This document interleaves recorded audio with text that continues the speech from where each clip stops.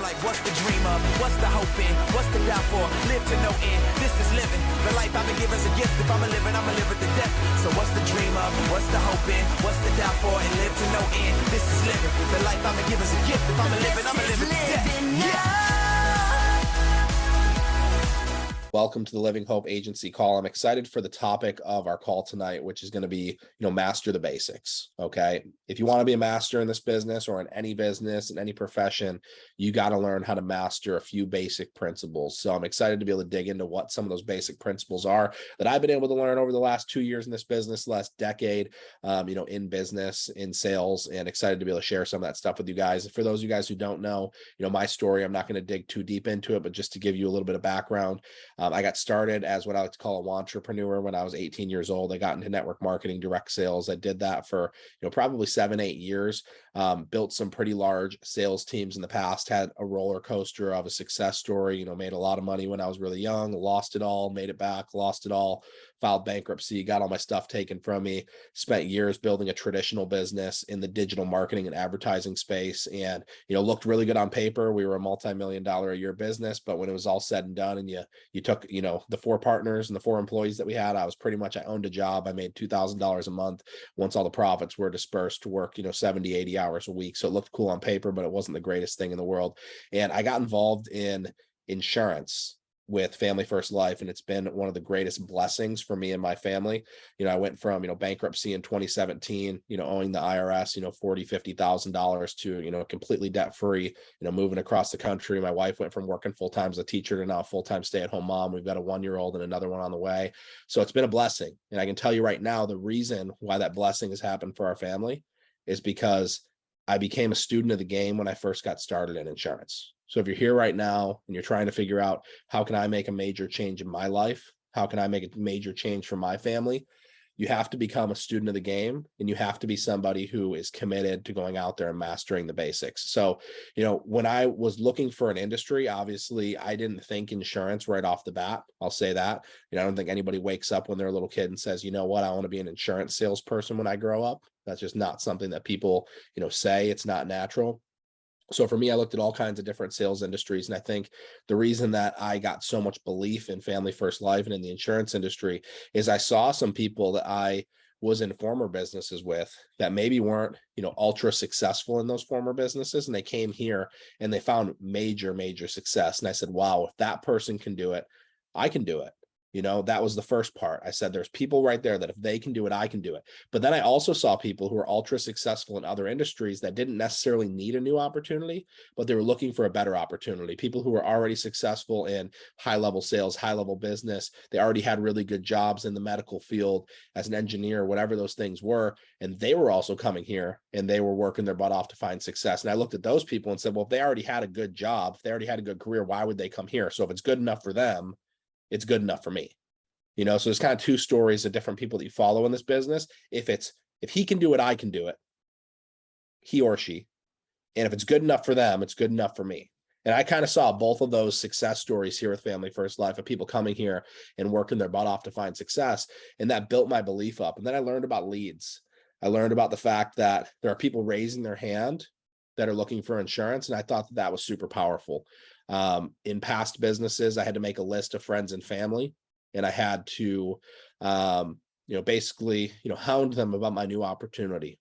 And at the end of the day, if they didn't support me, if they didn't join me, there was a huge determining factor on whether or not I would be successful. So I loved this business because it didn't matter whether I had a social influence or not. I could buy some leads and I could go to work. I could not tell a soul in the world if I wanted to. I could have no social influence. I didn't have to be the cool kid in high school. No one has to like me, but I can become a student of the game and I can go sell insurance to people who want it. And I can change my life financially forever. And it doesn't matter what my social influence was. That's the power of leads. And I loved how easy it was to recruit to. I've never seen a better sales opportunity on the planet. So I absolutely love this business. There are so many different things that I could dig into about why I love Family First Life. That just gives you guys a little bit of background on, why I'm here and why I get so passionate about teaching people, the basics in this business. So here's the number one thing. In this business, when you first get started, fear. Fear is a huge dominating emotion, not just in this business, but in any business. And kind of in the beginning of your journey, you're in the fear management business. Okay. The fear doesn't really go away, but you have to learn how to manage that fear. And we talk about how to manage that fear. We have to talk about what is the opposite of fear. The opposite of fear is confidence. Okay. Super simple. So we have to build confidence in you as a brand new agent. And if we can build confidence in you as a brand new agent, that fear is going to go away and you're going to be able to do what you know you're supposed to do and get out there and start protecting families as quickly as possible. So there's 3 different ways that you can build confidence. So if you guys are taking notes, 3 ways you can build confidence. Number 1 is understanding. Number 2 is in your skills. And number 3 is in your programming. Okay. So your understanding, your skills, and your programming. Those are the 3 ways that you can go out there and build confidence. So when we talk about your understanding, it's very simple. You have to understand that what we have here is really good. Not just what we have here is really good. What we have here is great. This is legitimately the best sales opportunity on the planet. If you're selling anywhere, you should be selling here. It's obvious. Hey, here's a million reasons on why. If you're selling insurance, you should be selling here. I will argue with anybody. If you're selling anywhere, you should be selling here. So if you understand truly that we have one of the best opportunities on the planet in one of the best and most profitable industries on the planet, your confidence can go up. I don't know if you guys understand this, but the second highest maker of millionaires on the planet next to professional athletics is what? It's financial services. Financial services. So the second highest maker of millionaires is financial services. So if you knew that you had an industry where if you learned the skill set and you really understood that, how much confidence would you have in where you're at? For me, I would run through a brick wall to learn the skill set. And that's what I felt like, because I said, if I can learn this skill set, I'm going to develop freedom, absolute freedom, freedom of my time, freedom financially, freedom from debt, freedom from all these things. If I truly learn this skill set and I'm willing to work, and I understood that. So it built confidence in me. That's number 1. Number 2 is skills. You have to develop the skills. If you develop the skills, of course, your confidence is going to go through the roof. It's all about getting better every day. So if I get better every day, my confidence gets better. So we develop, the skills through repetition, through doing them over and over and over and over again. It's really, really simple. So how do I get better at dialing the phone? By dialing the phone. Some people say, hey, Jamie, how did you get so good at dialing the phone? I don't personally think I'm that good. I just think I've done it so many times, it's ridiculous. If you guys have ever seen a dial tracker, the thing you put your little slashes on for how many dials you do in a day, I've got a stack of dial trackers a couple inches thick. So what does that mean? I just have every dial tracker saved. So if I have every dial tracker saved and there's 250 boxes on those dial trackers, and if I were to skim through those dial trackers right now, I can't tell you how many times I had to draw another 250 boxes on the same one to have 500 dials, 600, 700 dials, 900 dials for the day, where I've drawn on the whole back and created my own dial tracker because I wanted to learn the skill set that bad. So for me, repetition, doing it over and over again, I've dialed the phone tens of thousands of times. I couldn't even come to tell you how many times I've dialed the phone. I've sat on close to 2,000 appointments in the last 2 years. I couldn't even begin to think of how many times I've dialed the phone. So any top producer, they'll say the exact same thing. I've just done it more than you. Now, we talk about condensing timeframes as well and learning the skill set faster.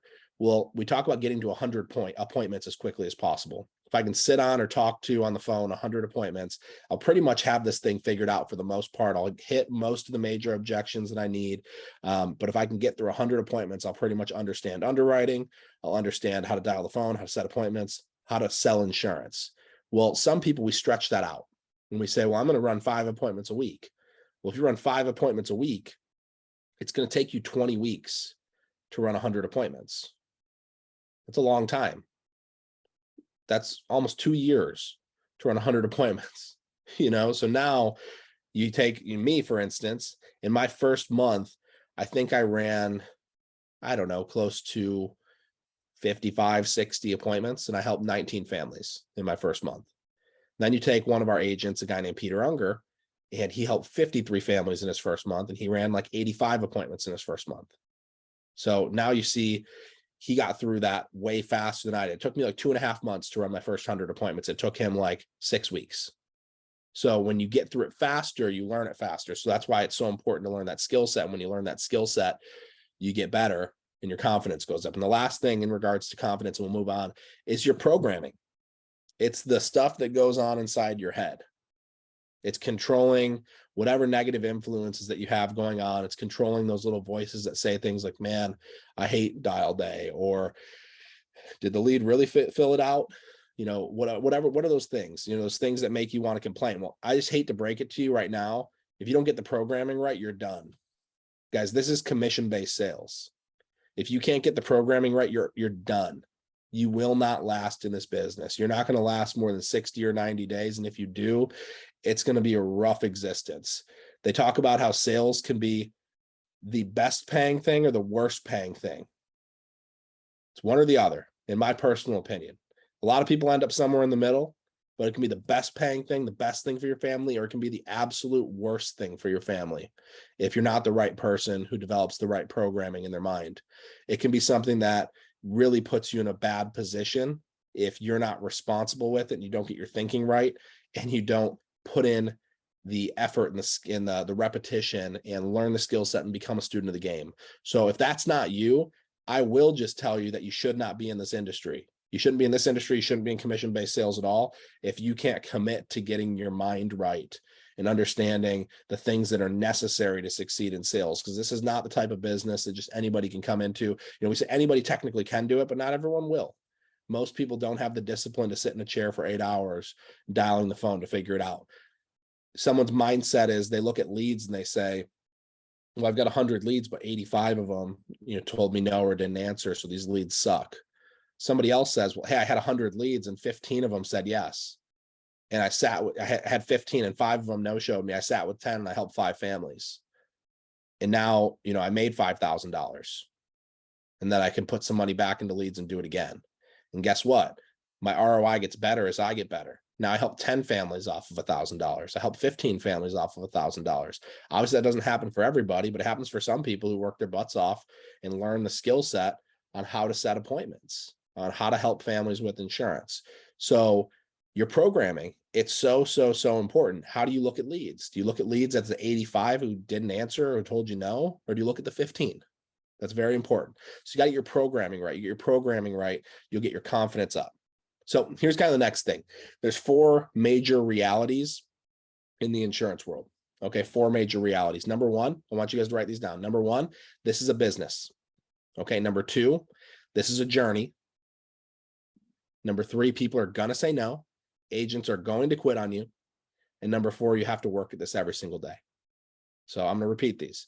Number 1, this is a business. And in a business, you have to treat it like a business. They have the whole cliche, saying, if you treat it like a business, you'll get paid like a business. If you treat it like a hobby, you'll get paid like a hobby. In this, if you treat it like a business, you'll get paid so incredibly well. If you treat this like a hobby, you'll end up hurting yourself. It's not a good fit for you. And I just recommend that you don't start if you're not going to treat it like a business. If you're part-time, I know part-time people that do more production than agents who say they're full-time. Okay. Because agents who say they're full-time, they just don't want to answer to anybody. And they'd rather, work a couple days a week, maybe help a family or 2 a week. I know people who are part-time that literally can only sell on Saturday or only sell on Sunday or only sell in the evenings that are full-time during their part-time hours. They take it seriously. So they treat it like a business. Number 2 is this is a journey. Guys, you're not going to figure this whole thing out overnight. But if you're willing to commit to that journey, you're willing to commit to learning, you get better every day. You're constantly looking for feedback, calling after every single appointment, calling after a dial day, figuring out what you can do better. Getting better on the journey is one of the most important things that you can do. And then looking back a year from now and saying, oh my goodness, like, look how much I've grown here. It's absolutely insane. Number 3 is people are going to tell you no. People are going to quit. There's absolutely no doubt about it. I can't tell you how many times I've been told no. I can't tell you how many times I've been told, think about it. How many times I need to talk to my spouse. How many times we don't think we can afford it. How many times, hey, you're definitely the right guy if we ever going to do it. You got a business card, just leave it behind. Dude, well, don't worry. We'll definitely be calling you. I can count on one hand out of 2,000 appointments how many people have ever called me back. Don't waste your business cards. They're not calling you back. Think about it or an excuse. It's a nice way to say no. So you're either closing down the spot or you're not. But people are going to tell you no. Absolutely 100%. They're going to tell you no, and you have to learn how to deal with rejection. And you're going to have agents that quit on you. Trey Honeycutt says, the ones that you think will, won't, and the ones that you think won't, will. I think that's kind of powerful. It's like you recruit somebody into this business and you think, oh, they're absolutely going to crush it. And then they're out within 30 days. And then you recruit somebody that you're like, I don't know about this person. And they just come out of nowhere and just change their life forever. So people are going to quit. It's commission-based sales. Most people don't last. It's not a secret. We're not here to paint the picture of, hey, this is some get rich quick scheme. It's not at all. But you can become wealthy if you learn this skill set. Absolutely. And can happen quickly for some people if they're willing to commit to all the things that we're going to talk about. You absolutely can change your life. You know, I look at myself and I look at in 2017, I was having everything taken away from me, my car taken away on a truck in front of my friends and family, and how embarrassing that was. And for the following years, living in, you know, sharing a studio apartment above a septic tank shop on, you know, the side of the freeway with a buddy. And it was $500 for the studio. And we split it 2 ways for $250 a month. And I looked down at people in insurance because I thought I was too good for it. I didn't really know what this business was. So at the end of the day, this business can change your life. It can absolutely change everything. So just keep that in mind and understand that you're gonna have to work at this every day. You're gonna have to be consistent. We're gonna talk a little bit deeper about consistency here shortly, but you have to work at this every day. You have to think about this every day. You have to be that student of the game who's constantly wanting to get better. So guys, again, in order to succeed here, here's a really simple thing you guys can keep in your mind. I need to do the right things long enough consistently. Okay, do the right things long enough consistently. I would like slap that on a sticky note and put it in my mirror, put it on my laptop, put it in my rear view. Do the right things long enough consistently. That's when you're going to find success. And you have to ask yourself the question, like, am I doing the right things? Have I been doing it long enough? And am I consistent? Do the right things long enough consistently. So let's talk about what some of the right things are. The right things are buying leads. The right things are protecting your dial time, dialing until I have enough appointments, actually going out to see the families, actually sitting with them regardless of the time of day. You know, those are some of the right things. How long is long enough? My simple answer to how long is long enough is how long, as long as it takes. That's how I would say. How long is long enough? As long as it takes. And I think for everyone that's differently. Some people figure it out quickly. Some people, it takes them 6 months to figure out. But if it took you 6 months to figure it out, how to help 30 families a month, would that be worth it? Most people can't make it through that learning curve, that rejection. But if it took you 6 months, if it took you a year to learn how to help 50 families a month, what would that do for your family? Guys, I made $19,000 in 2019. So what would you do if you could make more than that in a month than you did in a year? It's possible. Would you be willing to go through 6 months or a year of struggling? And you don't have to struggle, but would you be willing to learn that skill set? I think that's the question that you have to ask yourself. How bad do you want to learn this, and how long would you be willing to do it? And then the last thing is consistency. For some people, that means, you know, consistency is, oh, I do this every year. I do this every month. I do it every week, every day, every hour, every minute, every second. Consistency is your action, but consistency is also your attitude. Okay, so consistency in my activity, regardless of the result. So not letting my highs get too high, not letting my lows get too low. So I have a record week and I go out and I help 10 families. Do I take 3 weeks off? Or do I smack the reset button and say, who cares? I helped some families. That's great.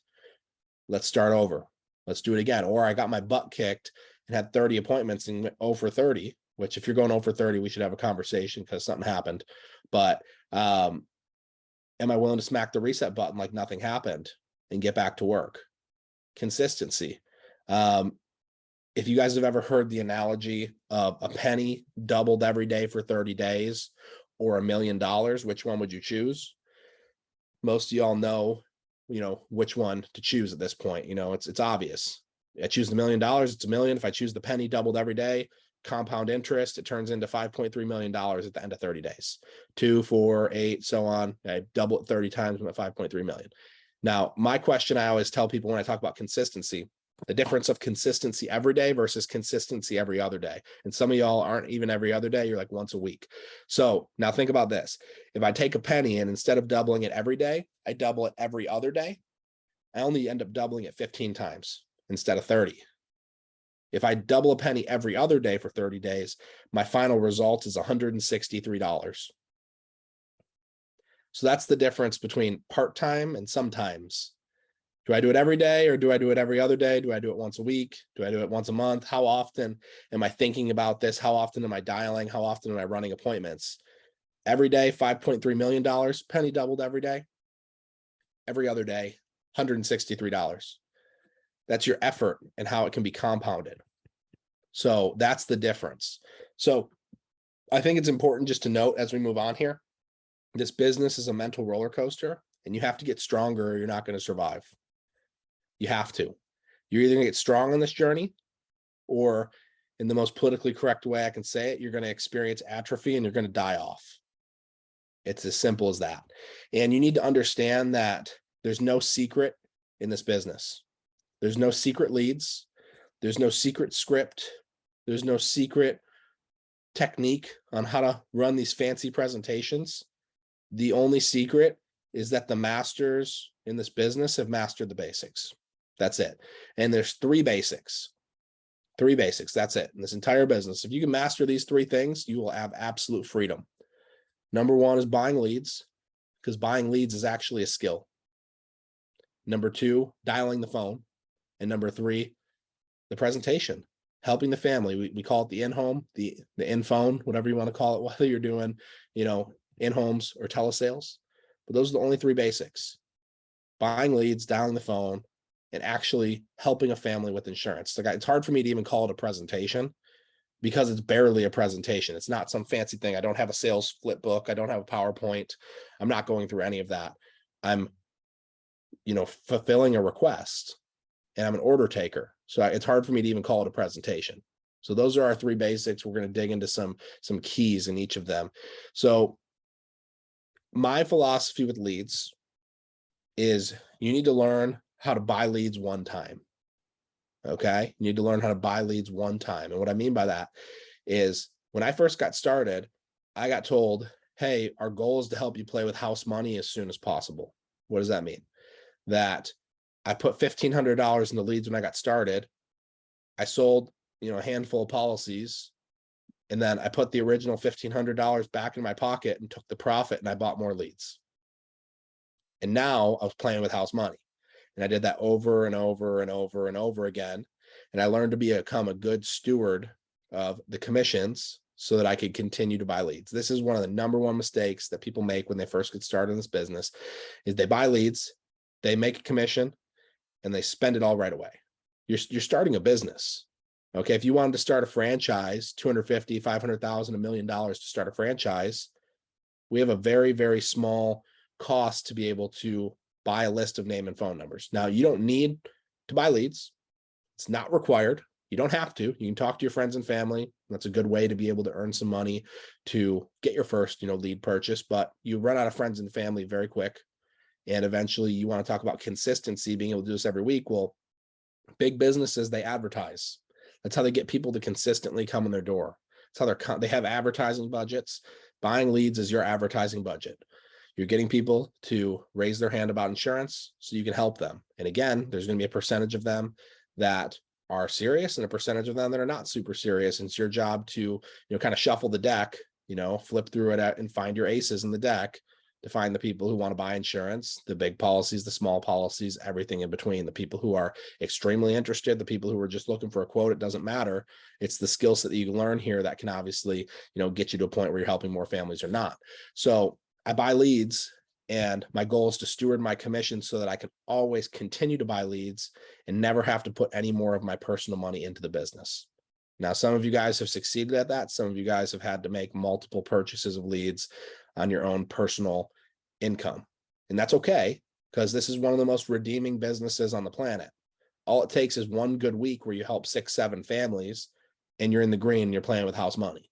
And the goal is that once you get in the green, you stay in the green. Okay, so we want to learn how to get in the green and play with house money from that point moving forward. So this is kind of not the same subject, but I'm really big on not commingling my personal funds and my business funds. I treat it like a business. I have a business account and a personal account. You do not need to go to your bank or the credit union and open an actual business account. I just have a second personal checking account that's for my business, and then another personal checking account that's for my life. And that's it. And I put my lead money in the personal account and I have my deposits go into the business account. And at that point, now everything's running out of the business account. So super, super important. And then at that point, you can obviously be smart and start putting money to the side, which you should be, for leads, for taxes, and you can borrow from yourself on any week where you have low deposits, which if anybody has more questions on that, I'm happy to break that down for you on another call personally. But buying leads one time so you can be in the green as quickly as possible. I think it's also important to note that buying less leads is actually more risky than buying more leads. I've heard it said, if there was a, competition and I said, you need to make 10 free throws and you've got 20 basketballs. Okay. You've got, 20 opportunities to make 10 shots. Or I gave you, and I said, you have 100 basketballs to make 10 free throws. Which one's better? Obviously 100 free throws. So I want to make, it's actually more risky to have less leads. So there's so many stories where people come in and they spend, $200, $300 on leads. And here's the deal, is that in the beginning, maybe you don't have a lot of money when you're first getting started. Well, that's okay. You can buy some aged leads, but you still need a lot of them. So if you only have a couple $100, well, we need to get you, a couple hundred aged leads. Don't go buy 20 brand new internet leads if you only have $200. That makes no sense, because now in order for you to be able to be profitable, you have to bat at a super high batting average. So we'd rather have more swings rather than less swings. So buying less leads is actually more risky than buying more leads. Now you start hearing of these things in these videos of people spending $1,000 or $2,000 a week. Now that sounds crazy for some of y'all that have never been a business owner. It sounds absolutely crazy to spend more in a week than some people have ever made in a week on leads. Well, you have to understand that our average commission is about $1,000. So if I have $1,000 in leads, 150 names and phone numbers, and I help one family, I help two families, I'm in the green and I can do it all over again. But what if, again, you worked so hard to learn the skill set that you weren't just helping one or two families, you were helping 3, 4, 5, 6, 7 families off of that list of 100 names and phone numbers, 10 families, 15 families. That's what's possible. And now there's some serious profit that starts to happen. We talk about setting 30 appointments, which we'll talk about here in a second. I set 30, I maybe actually sit with 20 and I sell 5 to 10. My ultimate goal personally, and what your goal should be to attain, is to be helping 10 families a week. If you're helping 10 families a week, you will have no problems in this business. You'll be able to live the lifestyle that you want to live. You'll be able to pay for leads. You'll be able to save for taxes. You'll be able to save some money helping 10 families a week. That's the goal. If you can get to a skill set where you help 10 families a week, your life will change in a year. It will be completely different in a year. That's all that I did. I learned how to help 10 families a week, do it as many weeks in a row as I possibly can. Now it's become a standard. Now it's like, I want to help 10 families every weekend. And if I don't, I'm mad. Your standards raise. But you get to that point, and making sure that you always have leads, most important. So here's the deal, guys. We buy leads and then we call those leads. We dial the phone. Dialing the phone is the #1 epidemic in this business. You hear more people say, I hate dial day every Monday and Thursday than anything else. And at the end of the day, dialing the phone is the #1 skill set that you need to learn here. Now, one of the first things I always talk about when it comes to dialing the phone is protecting your dial time. Now, I've had plenty of times where I have not been very good at protecting my dial time, and I've paid for it. What is protecting your dial time? Protecting your dial time is, if I say that I'm going to start dialing at 8 o'clock, I'm dialing at 8 o'clock. That doesn't mean that I'm walking into my office or into, FFL office at 8 o'clock and then I don't get dialing until 8:30, 8:45, 9 o'clock. It means that I'm already sitting down at 7:30, 7 o'clock, getting everything ready so I can press the green button at 8 o'clock. I've gotten to a point where I start dialing most days at 7:30. Now I'm a dad, I'm a husband, my wife's pregnant. So guess what? There's some days where I don't do a great job. great job of protecting my dial time. There's days where I'm changing diapers still at 8:30 in the morning and I don't get started till 9:15. It happens. But then I notice how my dial day looks a little bit different than had I actually started at 8, because there's this golden time between like 7:30 to 9. And then there's this golden time between like 4 to 7 p.m. that people just like answer the phone. And if you start dialing at noon, you get like the lull of the day when less people are answering. And I book a lot of appointments in the middle of the day, don't get me wrong, but there's like this golden couple hours in the beginning and at the end of the day. So protecting your dial time is very important. So that means talking to your family, telling them, hey, at this time I'm gonna be dialing. For me, on like the perfect dial day where I do a great job protecting my dial time, I'm like upstairs and like already have, breakfast or like a protein shake and water sitting next to me as I start dialing. And I'll start setting appointments. And for me, I'll like play little games with myself where I'll say, okay, I have to go to the bathroom, but I'm not going to go to the bathroom until I set one more appointment. One more appointment, then you can go to the bathroom. One more appointment, and then you can get lunch. One more appointment, one more appointment. And I protect that dial time.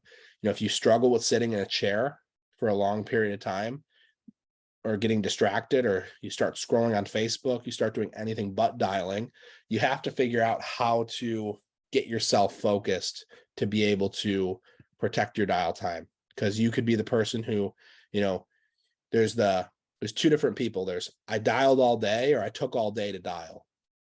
Okay, I'll say that again. I dialed all day long, or I took all day to dial. Those are two very different people. I dialed all day long means I dialed from 8 a.m. to 8 p.m. And guess what? That happens to me. Sometimes I'm literally dialing all day and it's a hard day. It's a freaking dogfight. It's a battle to book those appointments. Or it's I took all day to dial, which is very different.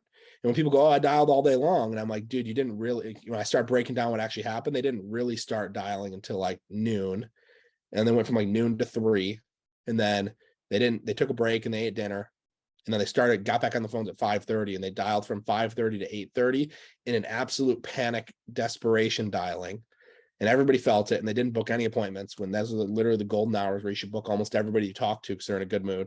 But you didn't book anything because you're panicking. Like the only thing that I hate more than dialing all day is dialing at like 5:30 to 8:30 because I wasn't disciplined throughout the day. It's one thing when I'm like at 16 appointments and I'm dialing between like 5:30 to 8:30, I book like 5 more. It's the best thing ever dialing in the evening because you're confident. People start picking up the phone, they're getting off work. But if you're like sitting at 2 appointments from 5 to 8, you're dialing out of straight desperation. And it's one of the worst times to dial for you.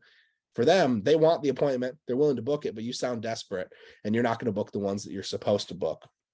So you have to learn how to protect that dial time. So my dial day, again, about 7:30 to about noon, I'm typically dialing. And then at noon, typically on Mondays and Thursdays, there's either some sort of like a manager's call, or Grady Polson has his team FFL America call. During that call, I'm watching that, I'm learning, I'm growing my mind, I'm being a student of the game while I'm eating lunch. Then when that call's over, I get back to dialing and I try to fill my schedule so that I can spend the rest of the day building my agency. My goal is typically to have all my appointments done before noon. That doesn't happen every day. Lately, that hasn't been happening for even me, and there's a lot of days where I've gotten it done by 10 a.m.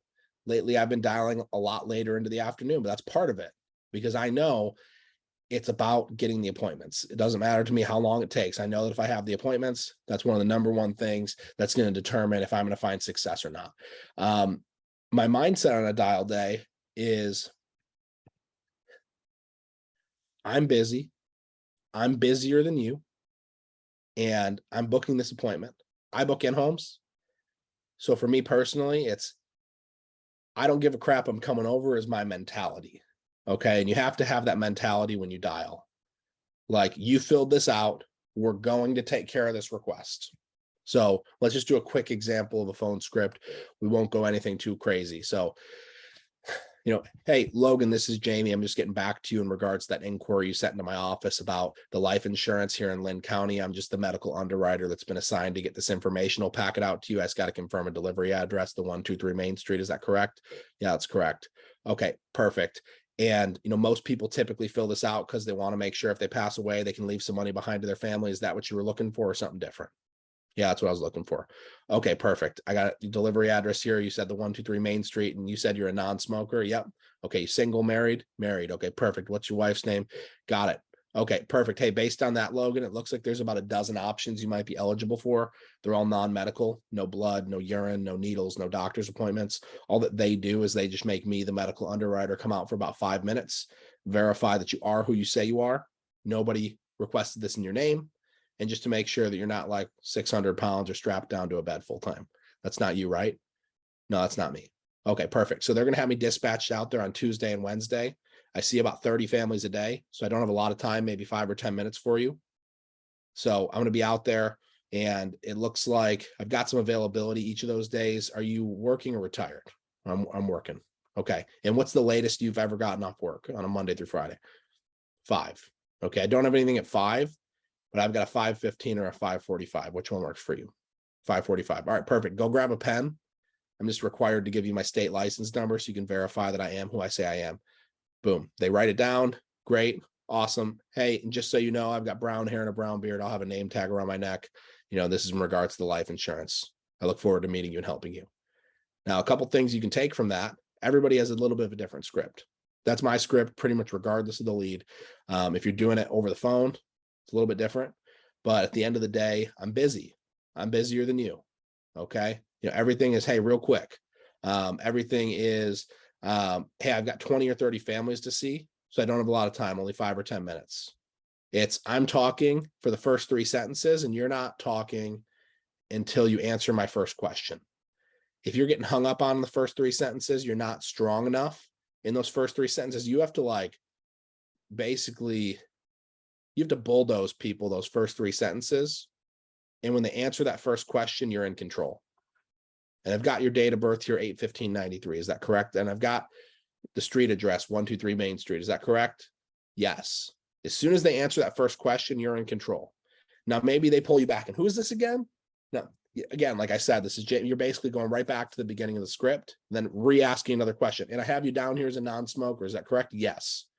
Every single time that they take you off the script, you get back on the script by asking a question. So we call this the AAA method. We acknowledge that they had an objection. We answer their objection, and we ask another question. Super simple. Some other people, they call it looping back to the script.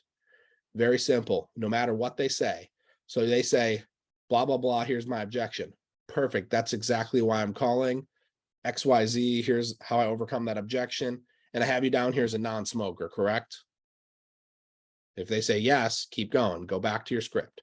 It's super simple. So no matter what you're doing, if you're doing setting appointments or you're doing telesales, if you can master that simple loop method of acknowledge, ask, acknowledge the objection, answer the objection, and ask a question. If you can master that very, very simple method, you can master the phones because you're learning how to take control. People who answer questions, people who ask questions are in control. So they start asking you questions and you start answering their questions, they're in control. Keep that in mind. So if you're on the phone with someone for 20 minutes trying to explain the whole policy and they're asking questions to you, they're in control, not you. So very, very simple stuff. And again, you just get better by repetition. Last thing we're going to talk about tonight in regards to the basics is going to be, just memorizing a simple structure in the home, a simple open. If you can memorize a very simple open on your presentation, it's going to be huge. So your objections on the back end can be avoided most times by having a really, really strong open. So memorizing not, a whole presentation, but memorizing a really strong open. So, hey, Logan, this is the card here that got sent into my office. Can you just verify me that your name, your date of birth, your phone number, your address, all that stuff looks correct? Yep, that looks correct. Perfect. And here's my state license, just so you can verify that I am who I say I am. Go ahead, pull out your cell phone, take a picture of that. Okay, you got it. Okay, perfect, Logan. So, hey, most people typically fill these out because they want to make sure if they pass away, they can leave some money behind to their family, take care of final expenses. What is it that you were looking for specifically? Well, I just wanted to leave some money behind for my son, so he didn't have to take care of anything. Okay, so you didn't have to take care of what? So he didn't have to pay for my funeral and stuff, and I can maybe leave him some money. Okay, so basically, Logan, what I'm hearing is you wanted to make sure that your son, if you pass away, there's no burdens left behind, and he can obviously take care of all your final expenses, debts without having to come out of pocket. Is that correct? Yeah, that's correct. Okay, perfect. Hey, Just real quick, Logan, no fancy presentation. Throw my hands up. No fancy presentation. I'm not the insurance sales guy. I'm just an underwriter. My job is to help make a recommendation for you. Now, I do work with all the insurance companies. I can shop around like a broker. Now, non-captive just means I don't have any loyalty to any of these guys. My job is just to make a good recommendation. So here's what we're going to do today. I'm going to ask you 2 minutes on your health, 2 minutes on your finance. Based on how you answer those questions, I'm going to make a recommendation. At that point, I'm going to show you some options. And if we see something that makes sense, we're going to submit a request to see if you can qualify. Sound fair? Yep, sounds fair. Now I'm going through the financial inventory and I'm letting I'm leaning on my manager to help quarterback me through that appointment for my first, 20, 30 appointments. Tell me what to write. Trust that your manager is going to tell you what to write. And just understand, again, a strong open is going to prevent, a lot of objections at the end. But at the end, you're going to get objections. I still get objections to this day. I avoid a lot of them, but I still get objections, and objections are an opportunity to learn. You get a big objection, do your best. Just start swinging, whatever it takes to try to submit the policy. And then guess what? If you don't get it, call your manager and say, hey, they gave me this objection at the end. What should I have said? Simple as that. And then guess what? Next time you go into the home, you get that same objection, you start saying the thing that your manager told you to say, and then sometime it works. Then you're like, oh crap, I can actually overcome, think about it. And then now every time that somebody gives you think about it, you got some ammo. So, but you have to get feedback. How often are you getting feedback? Are you calling your manager, a week after the appointment, or are you calling your manager minutes after the appointment when it's fresh in your mind? Because a week later, you'll tell me what you think happened versus what actually happened. Versus you call me 5 minutes after the appointment, you'll tell me what actually happened, and I can give you real feedback on what to say versus what you kind of remember in your mind based on your emotions on what you think that they said. And I can tell you what I think you should have said, or I can tell you what you should have actually said if you call me right after. Okay. So I think the whole theme of this call, guys, is just you have to become obsessed with growing, obsessed with learning. And then another major thing is just knowing that we have to just do whatever it takes. What should I be doing in between appointments? I'm dialing to set more appointments. I'm door knocking. I'm listening to podcasts. I'm talking to my manager for feedback. I'm trying to recruit agents. And, if you're doing anything else between appointments, you're just not growing and you're not being productive. I got obsessed with listening to podcasts and YouTube videos for FFL. I started to replace almost all of my entertainment with absorbing more family first life knowledge and hearing stories of people who had made it in this business. And by doing this, I started to raise my belief. And there's a very simple concept that we talked about here in the beginning, but kind of in different words. If you raise your belief, you'll raise your results. Okay, if you raise your belief, you'll raise your results. There's something that's called the momentum cycle, and it can work for you or it can work against you. So imagine there's 4 words in a circle: belief, potential, action, results. Belief, potential, action, results. If I have high belief, I'm going to have very high potential energy that I'm actually going to do some work. If I have high potential energy converts into kinetic energy. If you guys took 5th grade science, you remember that one. Potential energy, kinetic energy, take action. So belief, potential, action, results. If I have high belief, high potential energy, I take some action and I get a positive result. What does that do? It reinforces a higher belief, more potential energy, more kinetic energy, positive result. And now the momentum cycle starts going. If any of you guys have ever just been on a roll, like, man, I sat with 10 families and I closed all 10. That's because the momentum cycle is working in your favor. Now, how many of you guys had the opposite happen where I sat with 10 and I closed 0, and I did that 2 weeks in a row? The momentum cycle is now working against you, and you're in what I call the doom loop. Low belief, low potential energy, low action, low result, lower belief, lower potential energy, lower action, lower result. And when you start taking action, you have to do what's called, you have to reverse the momentum cycle. First, you have to stop it from going backwards and get it to a stop. And then now start making it move in the positive direction again. So sometimes it takes a second for you to, what I call stop the slide, but you have to stop the slide and then turn the momentum cycle back in the direction for you, when it is going in that wrong direction. And guys, just again, this business is a business of streaks, and it all starts with your attitude. Sometimes you start crushing it and sometimes, you have a bad week, but the consistency and the ability to smack the reset button is so important. So I think that if you guys are serious about this business and you're serious about helping, 20 families a month to start, and ultimately you want to help 30, 40, 50 families a month, there's just going to be a couple of things you have to keep at the center of your focus. You obviously have to have a why. Like, why are you doing this? It has to be more than money. Like, what are you doing? What are you doing it for? Like, is it for someone, or is it so that you can get out of a job so you can be happier? Like, what is that reason why you're actually doing this? You got to keep that front and center. And especially if it's like escaping pain, because like the lifestyle that you're in right now is painful. Like sometimes, escaping pain is going to give you a greater reason to work than just random financial gain. So it's like looking back to like, if this doesn't work, what does my life look like? If I don't do this, what's my option? So what's your why? Number 2 is going to be staying coachable. How teachable, how coachable are you going to be on this journey? And then lastly, number 3 is going to be your calendar and your activity. So your why, staying coachable, and your calendar and activity. And just a couple of final thoughts. And I'm just going to go through a couple commitments that I think that a new agent needs to make if they really want to master the basics here in a second. But you need to understand at the end of the day, just to give you some comfort, guys, in this business, if you're not where you want to be, it's a matter of either skill or will. Okay, skill or will. Either you're doing an activity and you have a skill you need to develop and improve the results, which is obviously the easiest thing to fix, or you're just lazy and you don't do the work, but you're super skilled. I think it's important to note that if you don't have the willpower, we can't coach you and teach you. You got to develop that on your own. If you don't have the willpower, then I don't even know what to tell you. You could have the best skill set in the entire world. But at the end of the day, if you're somebody that's not willing to sit in a chair and dial the phone, I don't know what to do. I don't know how to help you. But if you're someone that's willing to bang the phones 900 times, all we got to do is teach you the right words to say. All we got to do is just help tweak a few little things. I'll take that person on my team all day. The person who closes 9 out of 10 people, but they only work like 2 days a month, versus the guy who gets his butt kicked and closes 2 out of 10 people, but he's willing to just go back and just bang his face against the wall until he gets to 4 out of 10, 5 out of 10, 7 out of 10. I'll take that person on my team all day long. The person who needs help with a skill set rather than a person that needs help with a mindset. Because we can teach skill to anybody. Mindset takes years to learn. So at the end of the day, I'll take that all day. So here's a couple commitments. This is definitely something I recommend writing down as well. A couple commitments if you want to be successful here, if you want to really make it. So number 1, you have to commit to attending all the major calls and all the major events. Okay. Some people say it's a little bit redundant how much training that we have here. Pick your favorite ones. Obviously, if you're a part of our agency, this is a big one for us. Commit to being on it every single Monday evening. Thursday afternoons, be on Grady Polson's call. Corporate does some podcasts.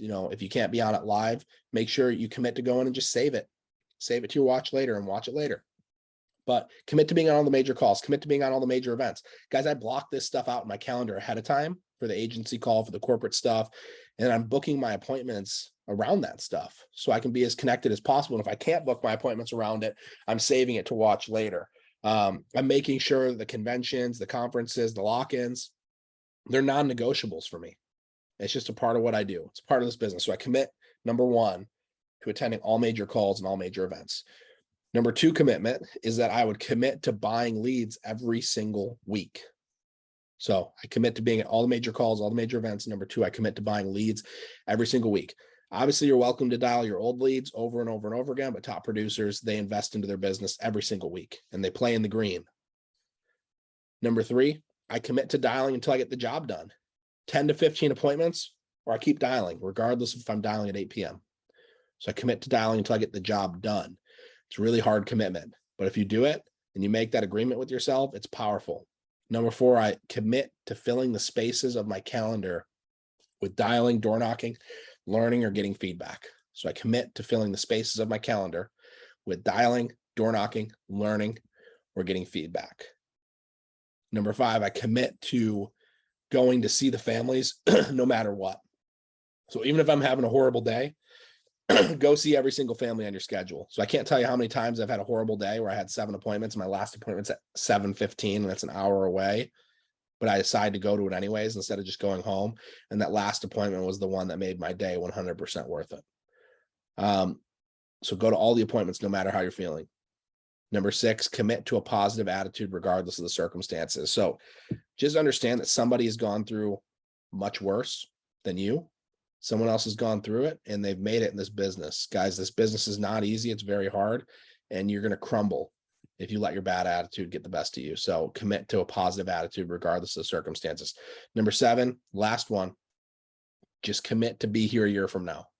And don't just commit to be here a year from now and you just barely survived, but be here a year from now and you actually like thrived like crazy. So in a year, you'll have run hundreds of appointments. You'll have done tens of thousands of dials. You'll have kind of figured this business out while making a really good income along the way if you commit to being a student of the game. And a lot can change in a year. And all it takes is one really good month to grow your confidence. And I always say the mind once expanded, it can never go back. So you have one really good month, you can't go back. It's really hard. The mind once expanded cannot go back. So it's simple. If you want to be a master, master the basics. It's not that deep.